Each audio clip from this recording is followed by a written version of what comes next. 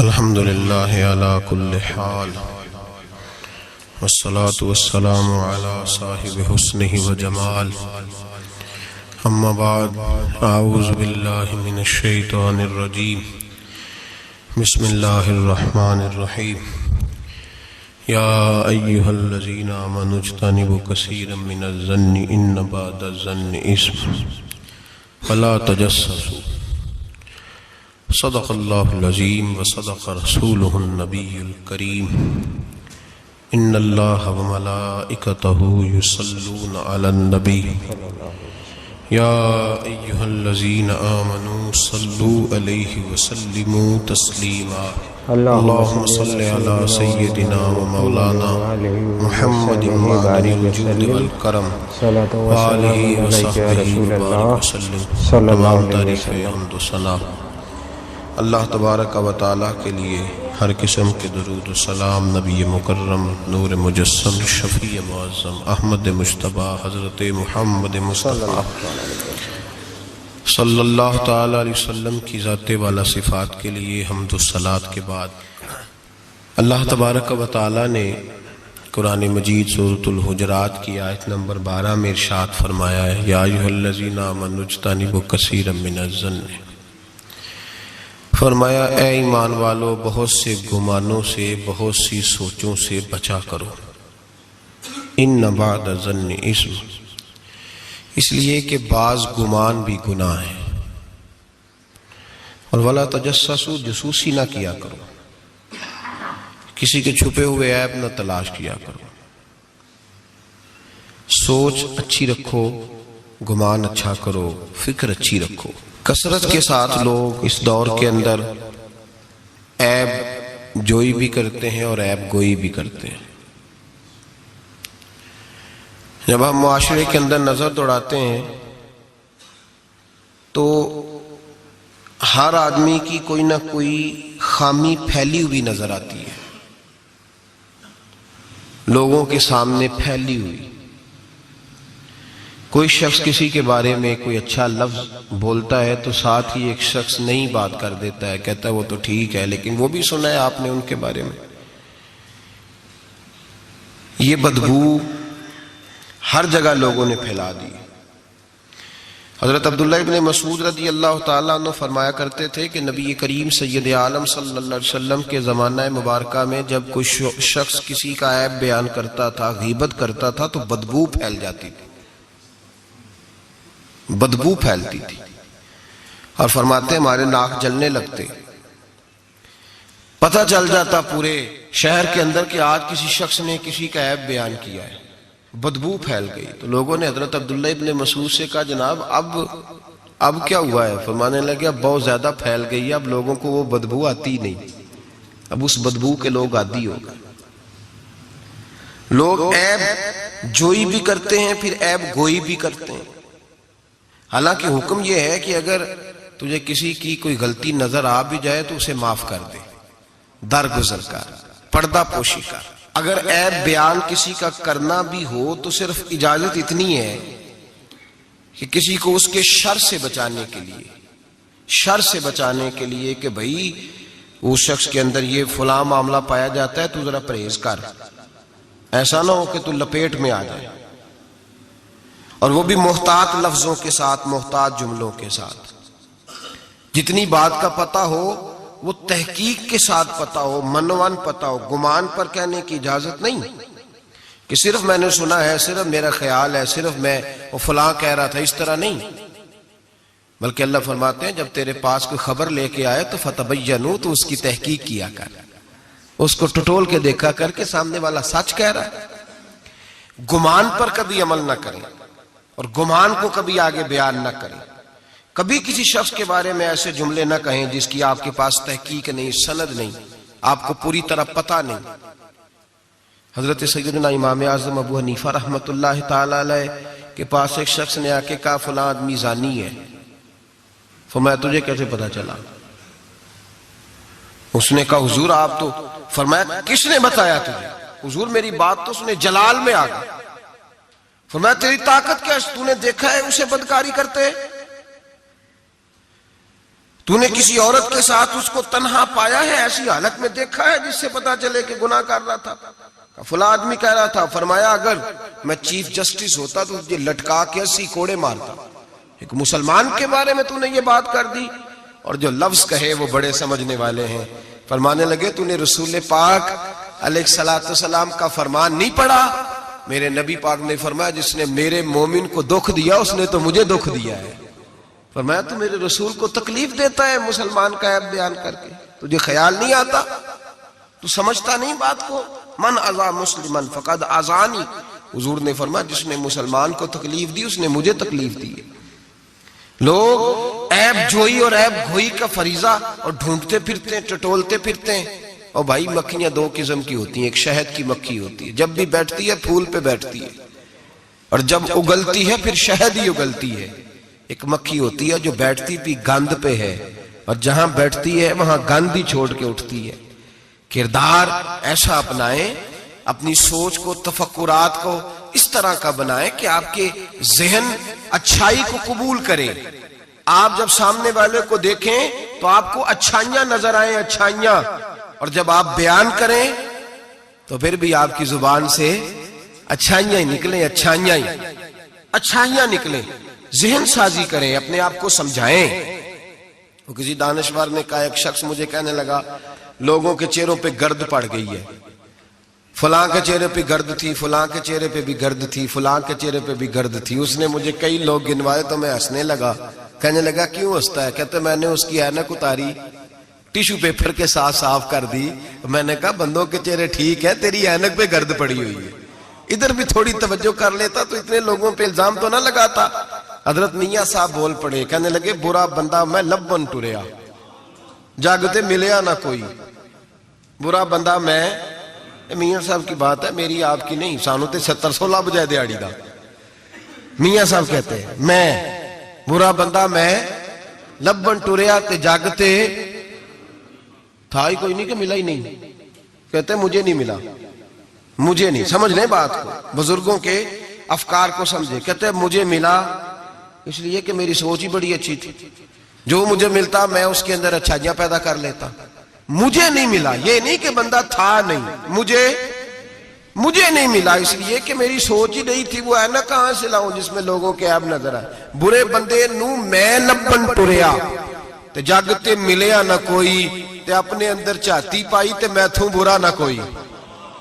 اپنے اندر چاہتی پائی تے میں تھوں، وہ مجھے سمجھ آئی من عرف نفسہ فقد عرف ربہ، من عرف نفسہ فقد عرف ربہ۔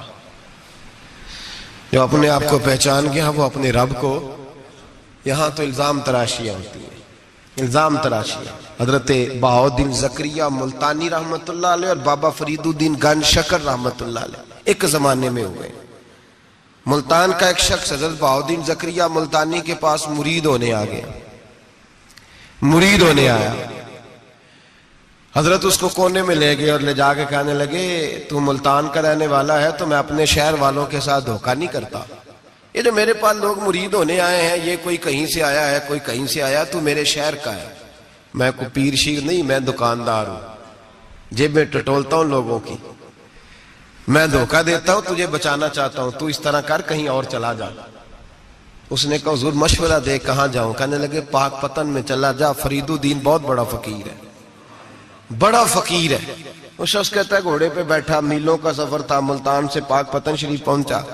بابا صاحب کی خدمت میں حضور مرید ہونا ہے، کہاں سے آئے ہو؟ کہا ملتان شریف سے۔ کہنے لگے وہاں فقر کا دریا بہ رہا تھا، تو نہر کے پاس آ گیا ہے۔ فقر کا دریا بہ رہا تھا، تو نہر کے پاس آ گیا ہے۔ اور رونے لگا، کہنے لگا بابا مجھے کیا پتا نہر کون سی ہے، دریا کون سا ہے، وہ تیرے پاس بھیجتا ہے تو اس کے پاس بھیجتا ہے۔ میرے بھائی پرانے لوگوں کو تو اپنے اندر کوتاہی نظر آتی تھی، سامنے والے کے اندر خوبی دکھائی دیتی۔ میں بن کے بیٹھ گیا ہوں کہ میں ہی صحیح ہوں، بس میں ہی صحیح ہوں۔ اپنے زاویہ نگاہ سے سوچتے ہو، اپنا ہم نے طرز خیال بنا لیا۔ سوچ کی صفائی، سوچ کی پاکیزگی۔ دنیا میں وہ بندہ اچھا نہیں ہوتا جو صرف اکیلا اچھا ہوتا ہے، اچھا وہ بندہ ہوتا ہے جس کا معاشرہ اچھا ہوتا ہے، اچھا وہ بندہ ہوتا ہے جس کا خاندان اچھا ہوتا ہے، اچھا وہ بندہ ہوتا ہے جس کا حلقہ احباب اچھا ہوتا ہے، وہ اکیلا اچھا بن کے بیٹھ گیا تھا صرف میں صحیح ہوں اور کوئی بھی نہیں. تو کس طرح صحیح ہو گیا؟ تو اوپر سے گرا ہے. تو کس طرح ٹھیک؟ تیرا نہ باپ ٹھیک معاذ اللہ، نہ تیرا خاندان ٹھیک، نہ معاشرہ ٹھیک، نہ دوست ٹھیک، نہ پیر ٹھیک، نہ استاد ٹھیک، نہ کوئی سیاستدان ٹھیک. دنیا میں جب کوئی صحیح ہے ہی نہیں تو کہاں سے آ گیا اکیلا صحیح؟ یہ کیسے ممکن؟ یہ کس طرح ہو سکتا ہے؟ یہ انا پرستی ہے، یہ نفس کا دھوکہ ہے، یہ اندر کی کوتاہی ہے جو لوگوں کو بڑا بنا دیتی ہے، پھر اسے لوگ چھوٹے نظر آنے لگتے ہیں. یاد رکھیں میرے نبی کریم سید عالم نور مجسم علیہ السلام نے خوبصورت سوچ، اچھی سوچ، پاکیزہ سوچ، صاف ستھری سوچ دی. حضرت زید بن حارثہ فرماتے ہیں طائف کے لوگوں نے میرے نبی پاک کو پتھر مارے، لہو لہان کر دیا. فرماتے ہیں وہاں کے کچھ لوگ بھی انہیں برا کہنے لگے، میں بھی برا کہنے لگا، اس لیے کہ یہ تو عرب کے کلچر کے بھی خلاف تھا. عرب معاشرے کے لوگ اپنے مہمان کے ساتھ یہ سلوک نہیں کرتے تھے، چاہے وہ کوئی بھی ہو. اور نبی پاک علیہ السلام نے تو جو دعوت دی اس میں تو حسن بھی بڑا میٹھا تھا، وہ تو لفظوں کے اندر توانائی، خوبصورتی، مٹھاس بھی بڑی تھی. تو یہ تو عرب کے رواج کے بھی خلاف تھا کہ گھر آئے مہمان کو پتھر مارے جائیں. انہوں نے پتھر مارے، لہو لہان کیا، میں نے بھی برا کہا، معاشرے کے لوگوں نے بھی برا کہا. اور فرمانے لگے پھر کمال ہو گیا، حضرت جبریل بھی حاضر خدمت ہوئے اور عرض کرنے لگے یا رسول اللہ صلی اللہ علیہ وسلم، رب فرماتا ہے کہ جبریل جاؤ اور میرے نبی سے جا کے اجازت لو، اگر میرے رسول اجازت دیں تو انہیں مسل کے رکھ دو، انہیں دو پہاڑوں کے درمیان انہیں مسل کے رکھ دو. مسل کے ہمارا کسی سے اختلاف ہو جائے نا تو زور جتنا ہمارے اندر ہو ہم لگا سارا ہی لیتے ہیں. جب پتہ چل جاتا ہے نا کہ میرے تعلقات کتنے کو ہیں پھر ہم کہتے ہیں چلو دفع کرو، میں نے کیا کہنا ہے. اصل بات پتہ کیا ہوتی ہے کہ انگور کھٹے ہاتھ نہیں پہنچتا، ورنہ اختلاف ہو جائے تو دل ہمارا کرتا ہے کہ پیس کے رکھ دیں، لیکن چونکہ اتنی پہنچ نہیں ہوتی تو پھر لوگ واپس آ کے پتہ کیا کہتے ہیں، اور میں نے کہا چلو وہ تو فضول آدمی ہے، میں نے تو نہیں نا اس طرح کا باندھ جانا. اصل بات یہ ہوتی ہے کہ انگور ہاتھ نہیں پہنچتا. عرض کی یا رسول اللہ صلی اللہ علیہ وسلم، رب کریم فرماتا ہے کہ جبریل جا کے آپ اجازت لیں، اگر حضور آپ کو اجازت دے دیں.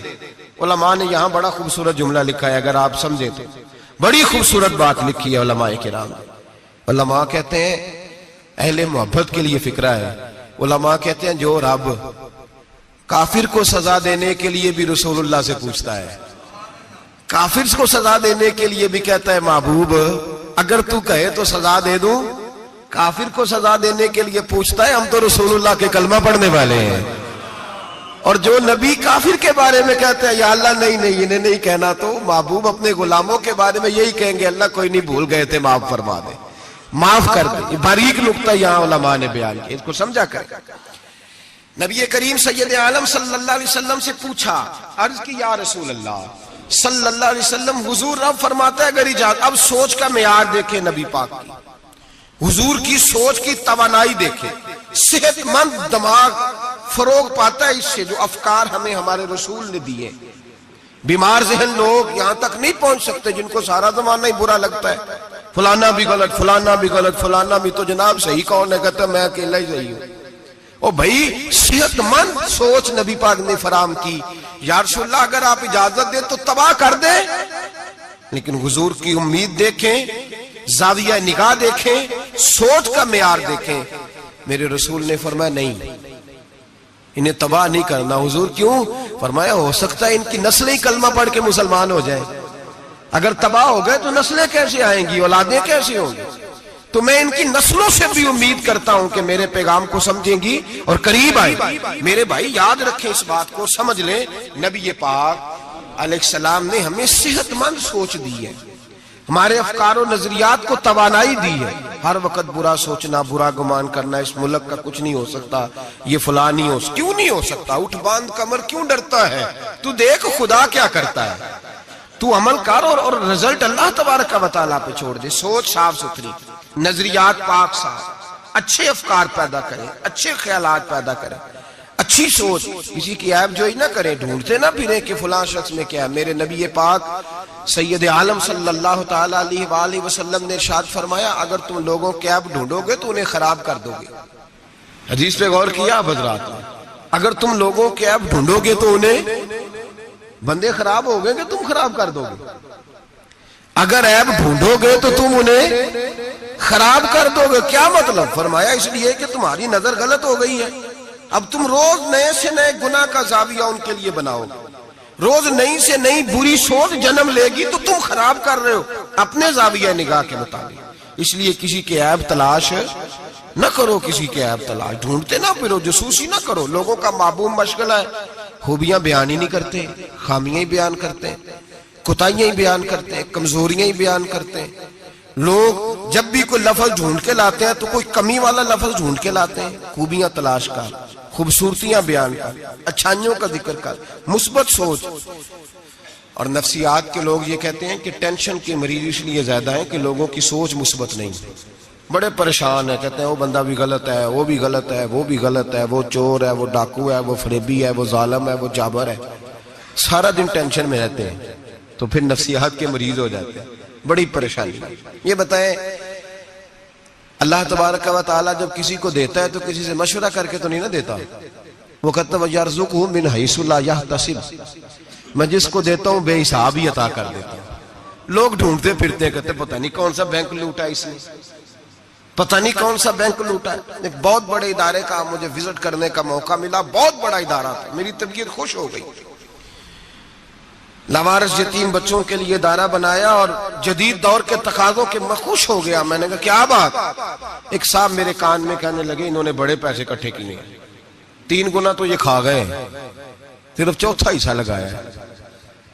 تو میں نے کہا آپ نے دیے تھے پیسے جو کھا گئے؟ کہنے لگے نہیں. میں نے کہا وہ جس نے دیے ہوں گے آپ کا قریبی رشتہ دار ہوگا؟ نہیں. دوست ہوگا؟ نہیں. میں نے کہا آپ کو کس نے بتایا کھا گئے؟ کہتے میں نے لوگوں سے سنا ہے, میں نے لوگوں سے سنا ہے. میں نے کہا نادان آدمی کتنے کو پیسے؟ کہنے لگا جی کئی کروڑ.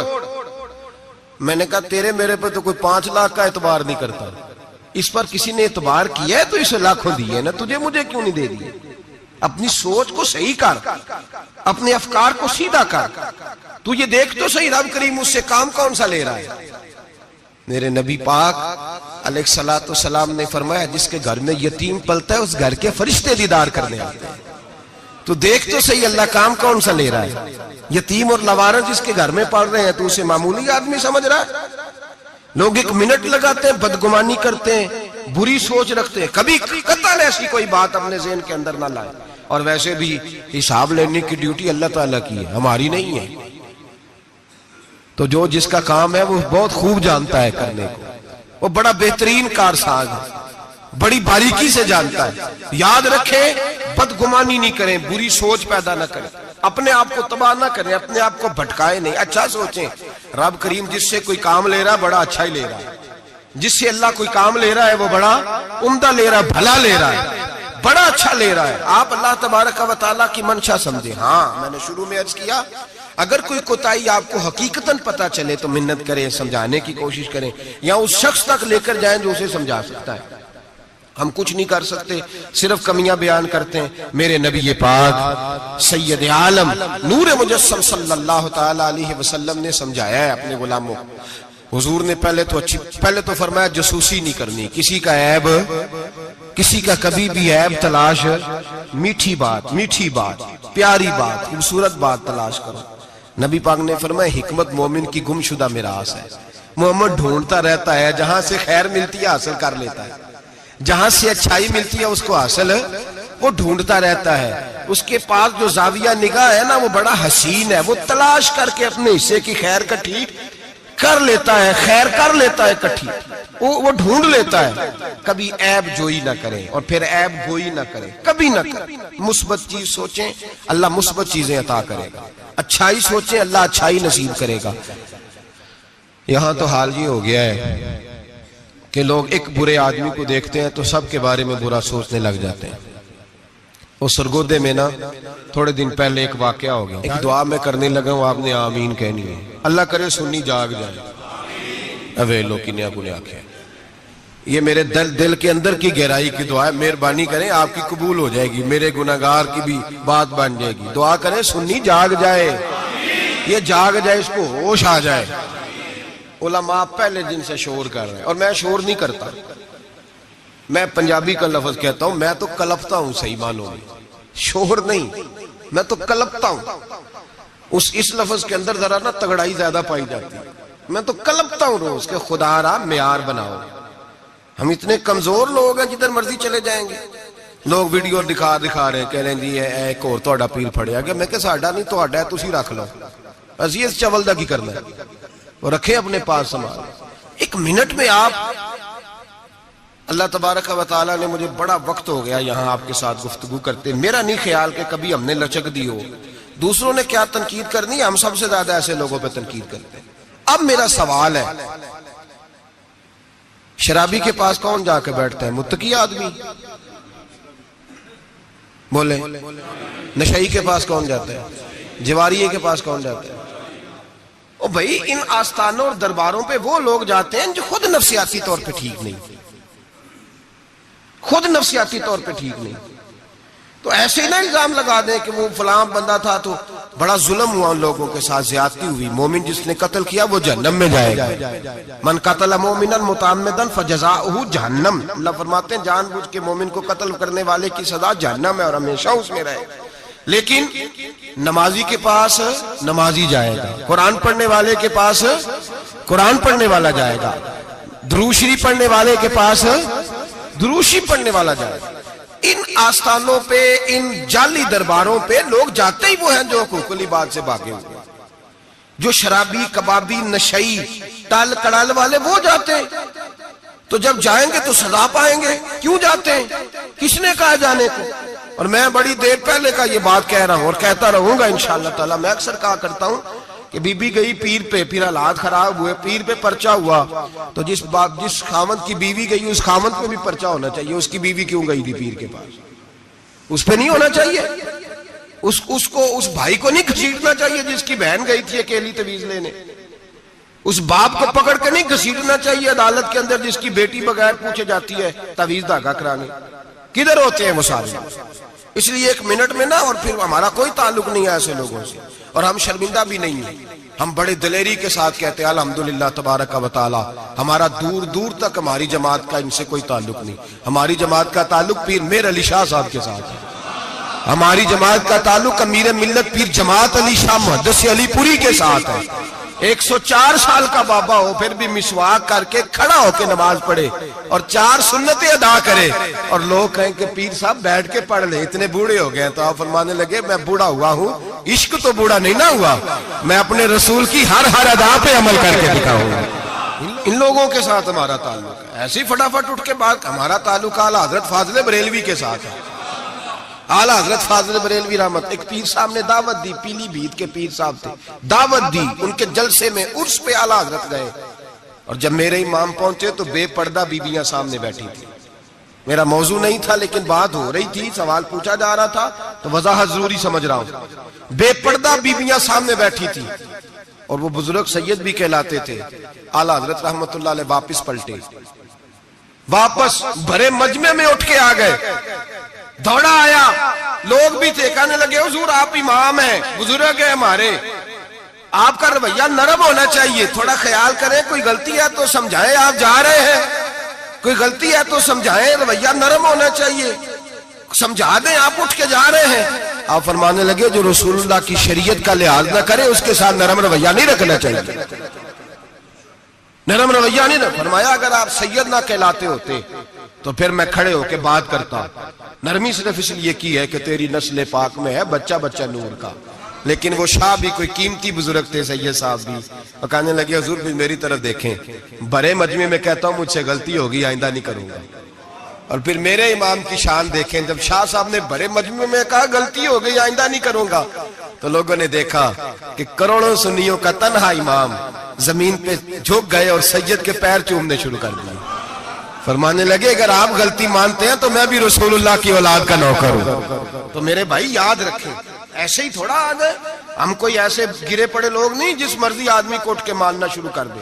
ہماری عقیدت بڑی غیرت مند ہے، ہمارے نظریات بڑے پختہ ہیں، اور ایک منٹ کے لیے بھی ہمیں کوئی شرمندگی نہیں. پھاڑ کے ادھر پھینکتے. ہم کیا سمجھتے ہیں کسی کے درجنوں مرید ہوں یا لاکھوں مرید ہوں، ہمارے لیے کسوٹی رسول اللہ کی شریعت ہے، نبی پاک کا دین معیار ہے. اور میں ایک بات درجنوں دفعہ بیان کیا، پھر دہراتا ہوں، داتا گنج بخش علی اجمیری رحمت اللہ علیہ 1000 سال پہلے کشف الماجوب میں لکھ کے گئے، حضرت بایزید بستامی کا قول، آپ فرماتے ہیں تمہاری آنکھوں کے سامنے، یہاں تو کرامت دکھاتے ہی کوئی نہیں، کہانیاں سناتے ہیں، کہانیوں پہ لوگ لگ گئے۔ کون کرامت دکھاتا ہے؟ کہانیاں سناتے ہیں لوگ لگ گئے، اس کو آرام آیا، اس کو آرام آیا، تو بھی چل تو بھی چل۔ یہاں تو بھیڑ چال ہے، بھیڑ چال بن گئی ہے۔ حضرت بایزید بستامی فرماتے ہیں اگر تم کسی شخص کو دیکھو کہ پانی پہ مصلی بچھا کے نماز پڑھتا ہے، ہوا میں اڑتا ہے اور اپنے ہاتھ پر پورا درخت اگا دیتا ہے، اور پھر دیکھو وہ نبی پاک کی شریعت کی مخالفت کر رہا ہے، اسے پیر نہ سمجھنا، بے دین سمجھنا۔ آنکھوں سے کرامت دیکھ بھی لی، تم نے دیکھ لیا سارا کچھ، اور اگر وہ سنت شریعت کا پابند نہیں تو ہماری نظر پہ چڑھ سکتا؟ ہماری نظر میں۔ مجھے ایک صاحب کہنے لگے حضرت صاحب تو آڈے تے مرید داڑیاں ناپ دے پھر دینے، اور فلاں صاحب جو تھے ان کی داڑھی چھوٹی تھی تو کہنے لگے میں نے نماز نہیں پڑھنی۔ میں نے کہا یہ تنقید نہیں، یہ ہمارا کمال ہے، کمال ہے۔ کسی کی جیب توڑی نہ ٹٹولتے نظر آئے تمہیں، کسی شخص پر اس طرح کی اگر داڑھی کی بات کی ہے تو پھر یہ ہماری سوچ اور ہماری فکر ہے کہ ہماری نظر اگر جا کے کھڑی ہوتی ہے تو رسول اللہ کی سنت پہ کھڑی ہوتی ہے، نبی پاک کی شریعت پہ کھڑی ہوتی ہے۔ اس لیے ہم گنجائش نہیں دیتے، ہمیں کو خشک سمجھ لے یا ڈاڈا سمجھ لے، ہمارے لیے معیار رسول اللہ کا دین ہے۔ تو ہم صرف اس شخص کو مجرم نہیں سمجھتے، جانے والوں کو بھی مجرم سمجھتے ہیں۔ ایک صاحب مجھے آج صبح کہہ رہے تھے جی یہ لوگوں کو پھانس کہتے لیتے ہیں، تو میں نے کہا جس طرح تمہارے سیاستدان تمہیں پھانس لیتے ہیں، تمہیں پتہ نہیں سارے کس طرح کے ہیں، پھنستے ہو کہ نہیں؟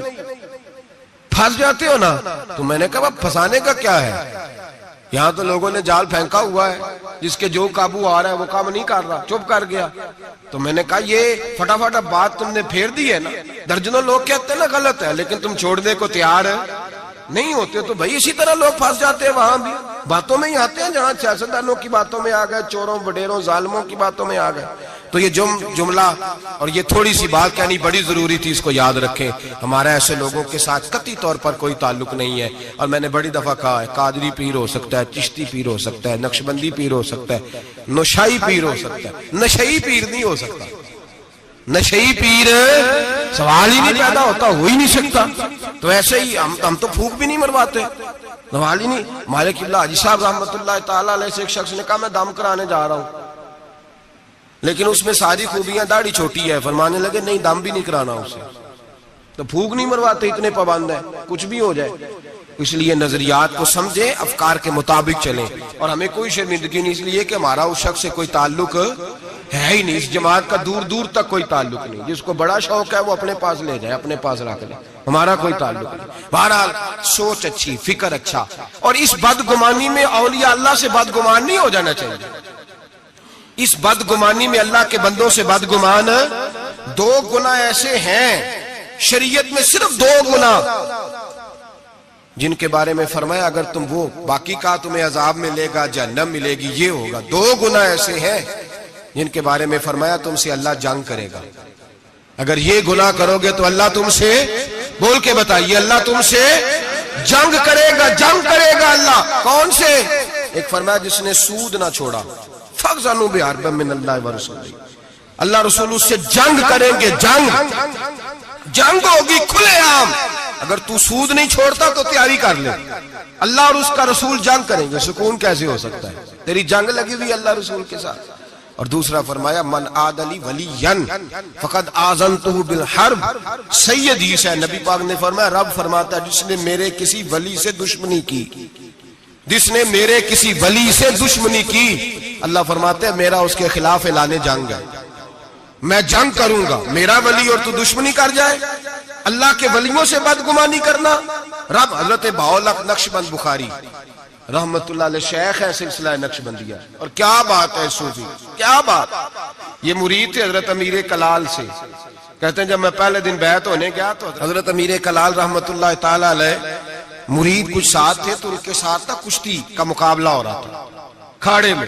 حضرت بہاؤالحق نقشبند بخاری کہتے ہیں میں بخارے سے گیا سفر کر کے، اور جب بابا دیکھا تو میں نے کہا اوہو میں کہاں آ گیا، یہ کدھر آ گیا۔ اس کو میرا خواہش تھا جب میں آتا تو یہ قرآن پڑھ رہا ہوتا، درود شریف پڑھ رہا ہوتا، مجلس واعظ منعقد ہوتی، اوہ کی ضربیں لگ رہی ہوتی، اور پگڑی ہوتی، بڑی حسین جبہ ہوتا، تو یہاں تو صرف سادے کپڑے ہیں، ٹوپی بھی کوئی نہیں سر پہ۔ کہتے اب سوچا رات تو رہنا ہی ہے، چونکہ اتنا لمبا سفر کر کے آیا ہوں، واپس جا بھی نہیں سکتا، یہاں ٹھکانہ بھی کوئی نہیں۔ کہتے حضرت امیر کلال رحمت اللہ علیہ نے میرے لیے مہمان خانے میں بستر کا بندوبست کیا، میں جا کے سو گیا، عشاء پڑی، کھانا کھایا، سو گیا۔ کہتے ہیں خواب کیا دیکھتا ہوں کہ میں دلدل میں گھس رہا ہوں اور دھستا چلا جا رہا ہوں، بڑا پریشان خواب میں، شدید آزمائش۔ اچانک حضرت امیر کلال میری خواب میں آئے اور میرا ہاتھ پکڑ کے نا مجھے باہر نکال دیا۔ فرماتے ہیں میری آنکھ کھلی، وضو کیا تھا، جد کے نفل پڑے، اتنی دیر میں فجر کا وقت ہوا، نماز پڑھی تو حضرت خود ناشتہ لے کے آئے۔ جب ناشتہ لے کے آئے تو میں نے ان کا چہرہ دیکھا تو مسکرا کے کہنے لگے بیٹے اگر ہم پہلوان نہ ہوتے تو تمہیں دلدل سے کیسے نکالتے، اگر پہلوان نہ ہوتے تو تمہیں۔ فرمایا یہ تو تھا تمہارے سوال کا جواب، اب حکمت پوچھو۔ حکمت نہیں پوچھی تم نے مجھ سے۔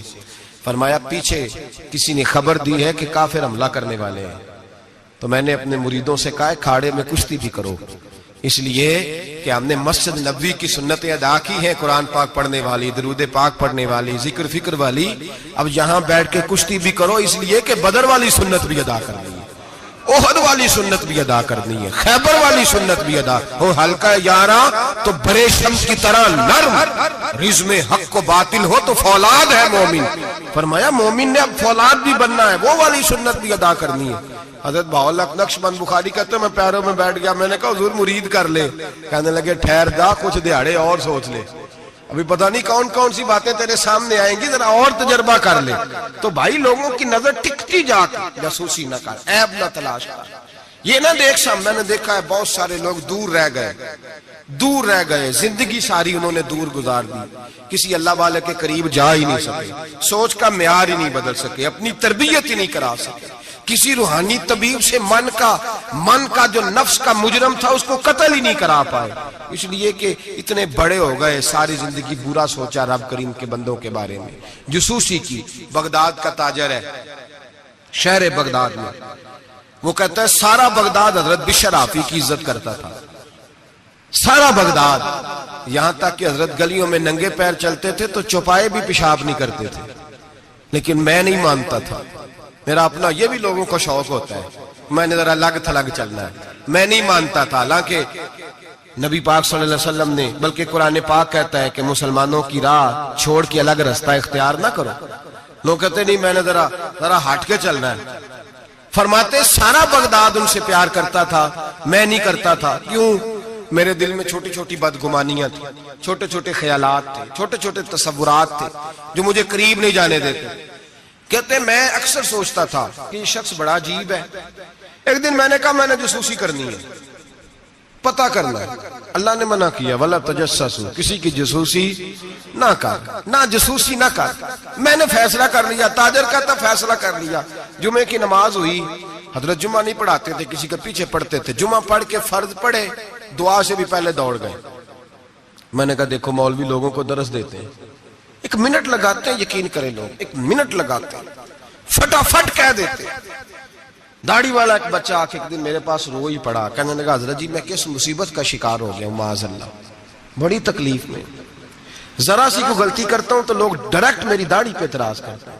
ہمیں خیال ہونا چاہیے، بغیر داڑھی والے کو اجازت ہے جو مرضی کرتا پھرے، اور جس نے چند داڑھی کے بال بڑھا لیے اس کا آپ نے تمسخر اڑایا، مذاق اڑایا، جس شخص نے سر پہ ٹوپی پہن لی اس کا مذاق اڑانا شروع کر دیا۔ یاد رکھیں نبی پاک کی سنت کی توہین کرنا کفر ہے، جو سنت رسول سمجھ کے مذاق اڑائے گا دائرہ اسلام سے نکل جائے گا۔ حضور کی تو پسند کا اختلاف کرنا کفر ہے۔ ہم لوگوں کو منع کر رہے ہیں کہ یہ کام نہ کریں، تو داڑھی بھی رکھی ہے تینوں پتہ بھی نہیں، بھائی داڑھی والے سے غلطی نہیں ہوتی، معصوم ہو جاتا ہے وہ، شرم آنی چاہیے بات کرتے ہوئے، لیکن لوگ ایک منٹ لگاتے ہیں توہین کرتے ہیں معاذ اللہ نبی پاک کے طریقہ مبارکہ۔ ہمیں خیال ہونا چاہیے ہم کیا کر رہے ہیں، اپنی آنکھ کا ہمیں شیطیر نظر نہیں آتا، اور سامنے لگا ہوا ایک لائن بھی پینسل کے ساتھ وہ بھی ہمیں چبھنے لگ جاتی ہے۔ اپنے اندر بھی تو دیکھنا چاہیے نا کہ ہم کیا ہیں، اپنے اوپر بھی غور کرنا چاہیے۔ تو کہتے ہیں کہ میں بدگمان تھا، فٹافٹ بدگمان تھا۔ حضرت نماز پڑھ کے نا جمعے کی، فرماتے ہیں دعا بھی نہ مانگی، 2 رکعتیں پڑھی فرض، فٹافٹ نکل گئے۔ میں نے کہا مولوی لوگوں کو درس دیتا ہے، خود دیکھو بھاگ گیا ہے۔ امام عبداللہ یافی نے اس کو لکھا ہے، کہتے ہیں حضرت سیدھے کباب والی دکان پہ گئے، وہاں سے انہوں نے جا کے کباب خریدے، تو میں نے کہا اس کو بھوک نے سلایا ہے، دیکھو لوگوں کو صبر کا درس دیتا ہے، اور خود اس سے یہ نہیں ہو سکا کہ سنت نفل پڑھ کے چلا جاؤں۔ چلو، کہتے ہیں پھر وہ ایک نان بھائی کے پاس گئے، وہاں سے 2 نان لیے۔ میں نے کہا واہ جی واہ، یہ تو مزے کی خاطر نماز چھوڑا ہے، منہ کے ذائقے کی خاطر۔ کہتے ہیں پھر وہ جنگل کی طرف گئے، تو میں نے کہا مولوی سبزے پہ بیٹھ کے کھائے گا، اور بدگمانی۔ کہتے ہیں چلتے چلتے جنگل میں گئے، ایک جھونپڑی آئی، بغداد کے پیر نے جھونپڑی کا دروازہ کھولا، جب اندر گئے تو ایک شخص بیٹھا ہے جس کی ٹانگیں بھی کوئی نہیں، ہاتھ بھی کوئی نہیں، اور کہتے ہیں پھر حضرت بشر عافی گھٹنوں کے بل بیٹھے اور پیالے میں پانی لیا، اور اس کے منہ سے پانی نکل رہا تھا، کوئی اور ہوتا تو گھن کرتا۔ کپڑا بچھایا اور پھر روٹی کے لقمے توڑ توڑ کے منہ میں ڈالے۔ کہتے ہیں میں کانپا اس وقت جب وہ شخص کہنے لگا حضرت جی 19 سال ہو گئے، اب ہر روز روٹی کھلا کے جاتے ہیں، ہر روز روٹی کھلا کے جاتے ہیں، کپڑے بدلتے ہیں، میرے گھر کا کام کرتے ہیں۔ کہتے ہیں میں رونے لگا، اتنا بڑا شخص۔ فرماتے ہیں جب بات اس کی ختم ہوئی، کھانا کھلایا، تو حضرت بشر عافی نے اس کے کٹے ہوئی ٹانگ پہ ہاتھ رکھا اور فرمانے لگے معاف کر دینا، مولانا نے جمعہ لمبا کر دیا تھا، مجھے آنے میں دیر ہو گئی، ابھی میں نے سنتیں پڑھنی ہے، نفل پڑھنے۔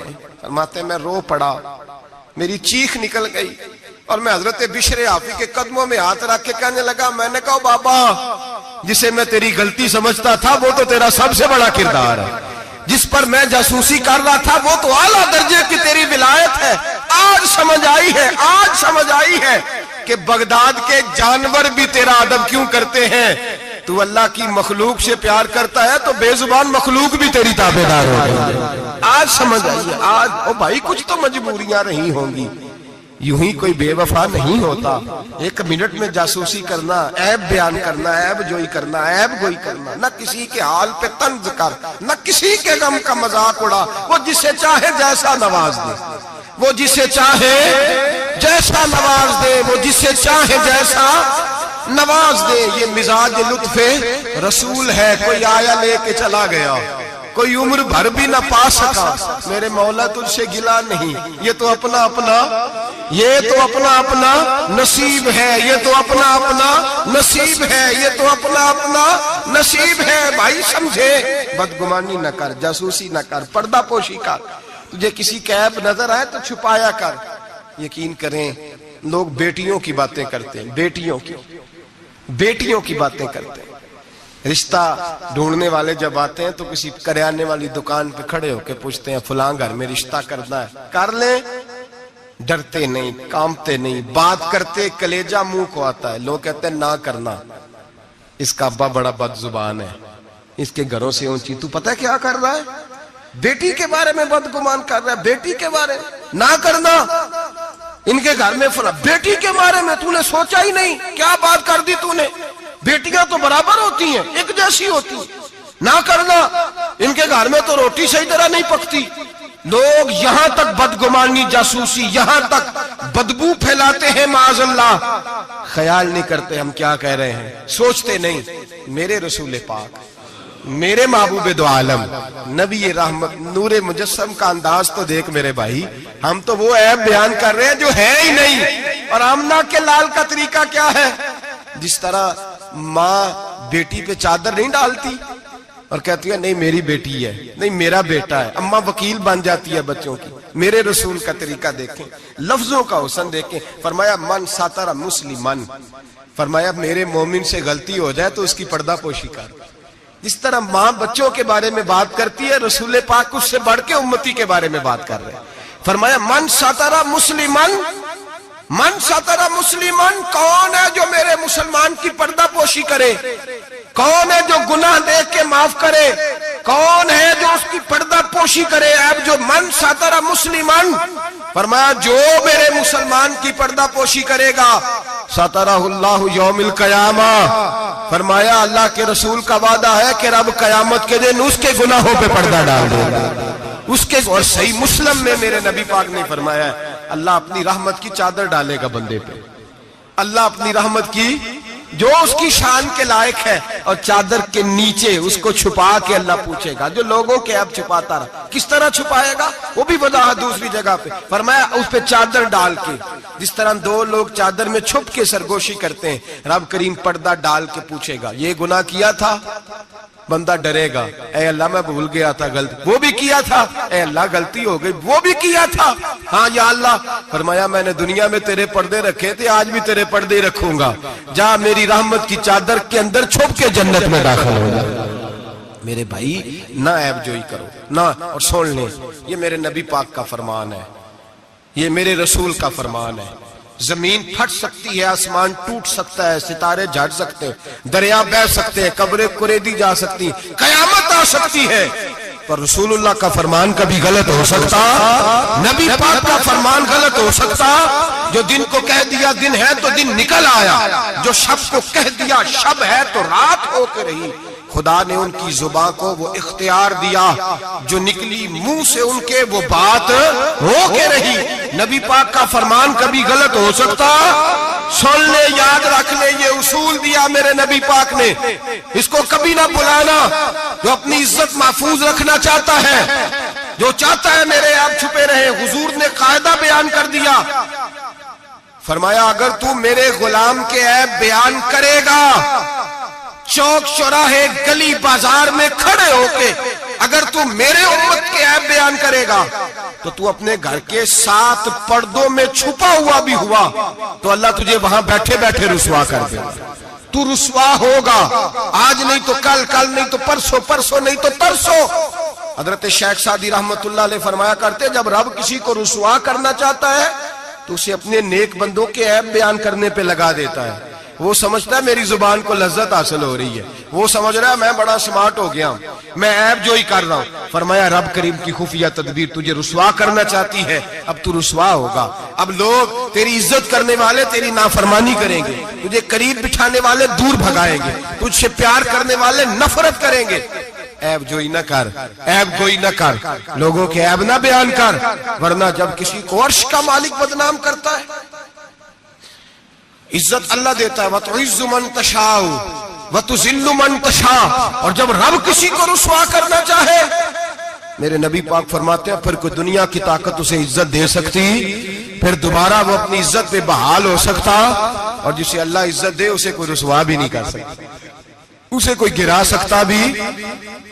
مدعی لاکھ برا کیا چاہے کیا ہوتا ہے، وہی ہوتا ہے جو منظور خدا ہوتا ہے۔ بھائی عیب جوئی نہ کریں، عیب جوئی نہ کریں، جاسوسی نہ کریں، خبردار کسی کی ٹو میں نہ پڑیں، پتہ نہیں رب کریم کو کیا منظور ہے۔ اگر اللہ نے کسی کا پردہ رکھا ہے تو اس کی پردہ داری کریں، اس کی پردہ داری، تعویل کریں، باتوں تعویل کریں، اس کہیں میری آنکھ کی غلطی ہو سکتی ہے، اور اگر کچھ کرنا بھی ہے تو سمجھانے کی تدبیر کریں، اور بزرگ فرماتے ہیں کچھ نہیں ہو سکتا تو اس کی ہدایت کے لیے دعا کریں، اللہ کی بارگاہ میں اس کی ہدایت کے لیے دعا کریں، اس کی ہدایت کے لیے رب کریم کی بارگاہ دعا کریں۔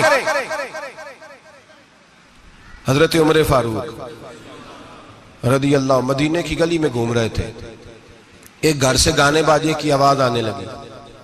حضرت عمر بڑے جلالی تھے، گناہ دیکھ کے بڑا جلال کرتے، ذرا کو گردن جھکائی، آپ نے نظر پڑی دروازے کی اوٹ سے، دیکھا کہ اندر تو شراب بھی پڑی ہوئی ہے۔ حضرت فاروق اعظم رضی اللہ تعالیٰ عنہ چھلانگ لگائی اور گھر کے اندر چلے گئے۔ آپ نے دیکھا شراب کا مٹکا پڑا ہے، وہ شخص ہے۔ آپ کہنے لگے دو گناہ کر رہے ہو، گانا باجا بھی اور شراب بھی۔ اور شخص کہنے لگا حضور میں نے 2 گناہ کیے ہیں، اور اگر آپ محسوس نہ کریں تو آپ سے 3 ہو گئے۔ میں کون سے؟ تو میں پہلی بات تو یہ کہ آپ نے جاسوسی کی، قرآن کہتا ہے نہیں کرنی چاہیے۔ دوسری بات یہ کہ آپ چھلانگ لگا کے آئے، قرآن کہتا ہے وَأْتُوا الْبُيُوتَ مِنْ أَبْوَابِهَا، گھروں میں دروازوں سے آیا کرو۔ اور تیسری بات یہ کہ آپ نے اجازت نہیں لی۔ اور اگلی بات یہ کہ آپ نے یہ کنفرم ہی نہیں کیا کہ میں شرابی ہوں کہ نہیں، آپ نے ایسے ہی کہہ دیا ہے، پتہ نہیں میں منع کرنے آیا ہوں، پتہ نہیں میں کسی ارادے سے آیا ہوں۔ وہ شخص کہتا ہے حضرت عمر کو یہ بات کہی تو میں نے اس پہاڑ کو کانپتے ہوئے دیکھا۔ حضرت عمر فاروق سجدے میں گر کے رونے لگے، کہنے لگے اللہ مجھ سے غلطی ہو گئی ہے، مجھے معاف کر دے۔ کہتے عمر کو روتا دیکھا تو وہ عورت جو گانا گا رہی تھی وہ بھی رونے لگی، چیخنے لگی۔ کہنے لگی عمر دنیا میں مجھے کوئی باز نہیں کر سکا پر تیرے آنسوؤں نے مجھے باز کر دیا ہے، آج کے بعد یہ کام نہیں کروں۔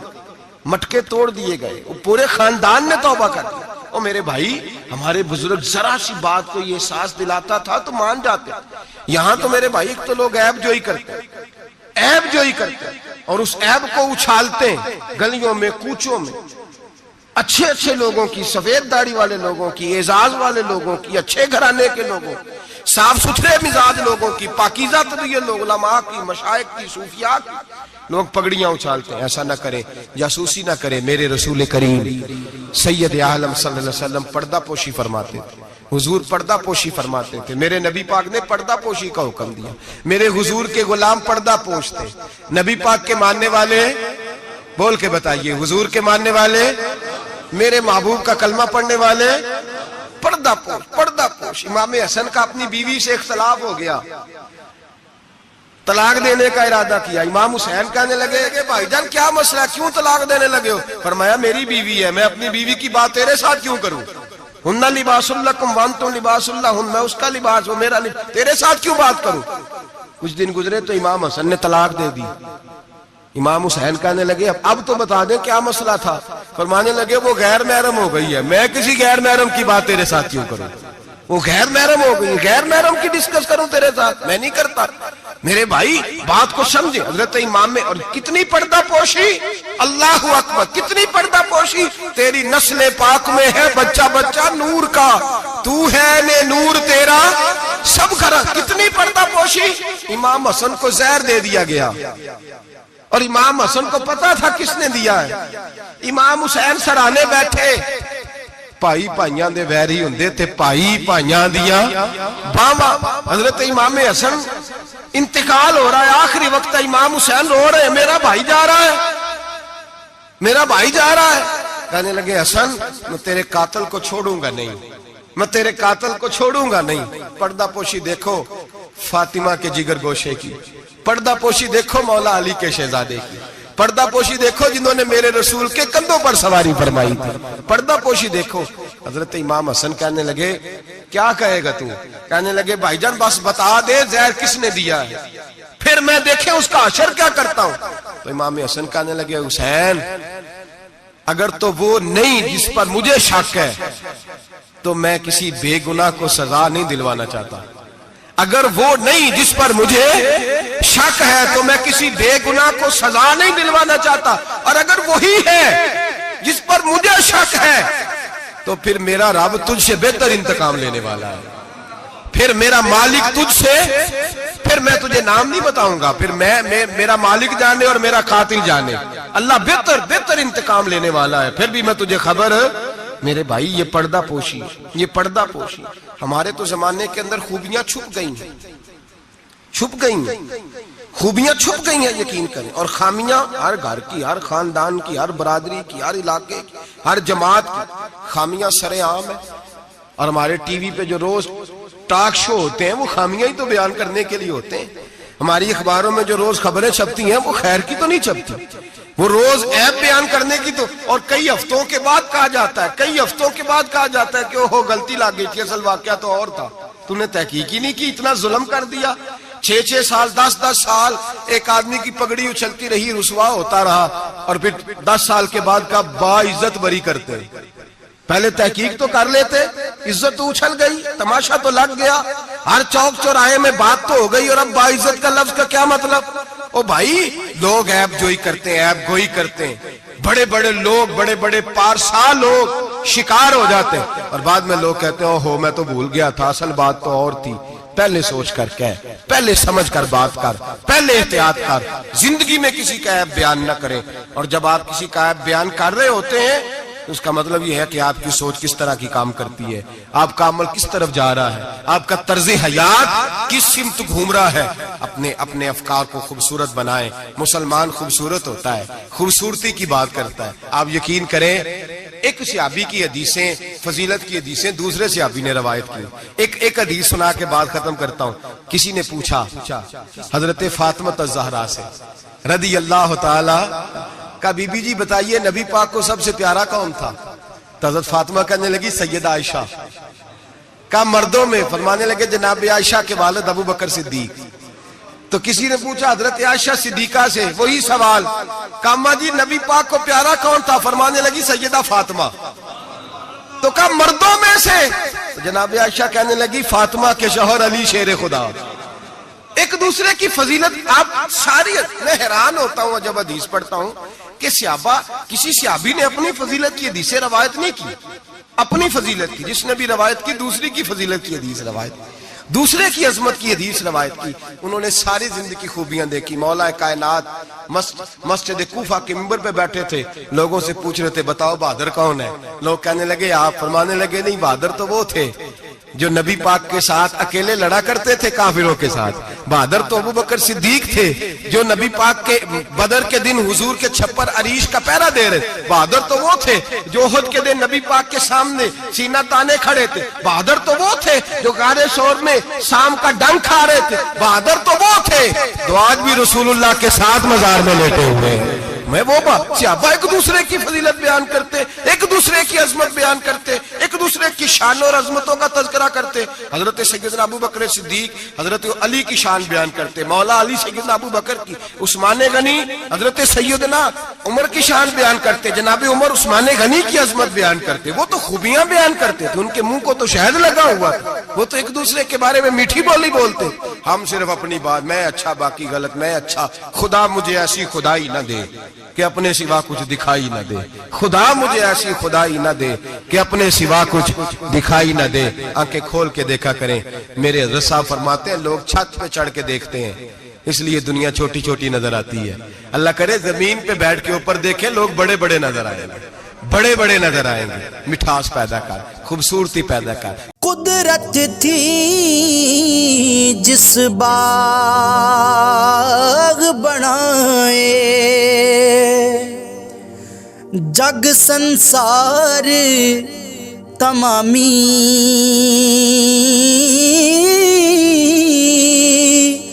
رنگ برنگی بوٹے لائے، تے کچھ خاصے کچھ عامی، رنگ برنگے